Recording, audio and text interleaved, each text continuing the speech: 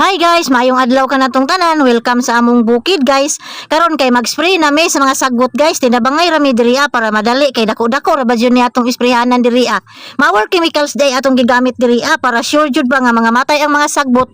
Gi-estimate ra ni nato guys, usa ka lata, usa ka sprayer bag tapos punuon jud nato sa tubig. Depende na ninyo gud unsaon pag-estimate ninyo sa chemicals. Nakadepende man pud na sa sagbot sa uma. Basta kahibaw na mo unsaon ni. Gipakita lang ni nako ninyo ba. Basta baga og labong gani ang sagbot among timpla ana kay duha ka lata sa usa ka sprayer bag. Kay naa man gud sagbot sama diri Oh, mga gahi kayo pati yun sa chemicals sama aning sagbuta nga mga kublan kayo need jud ni siya ispiso nga chemicals.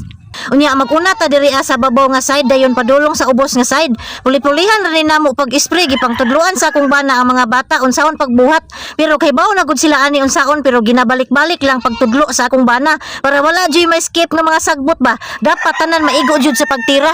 Unya di ani na lang kutob atong video, dili lang nako ipakita ninyo tanan kay taas na kaayo atong video diri Unya maurang ganapa balik-balik ba. Makita ra unya ni bitaw ninyo pon sunod semana ang resulta ani kay mag-anam-anam naman ni og kalaya.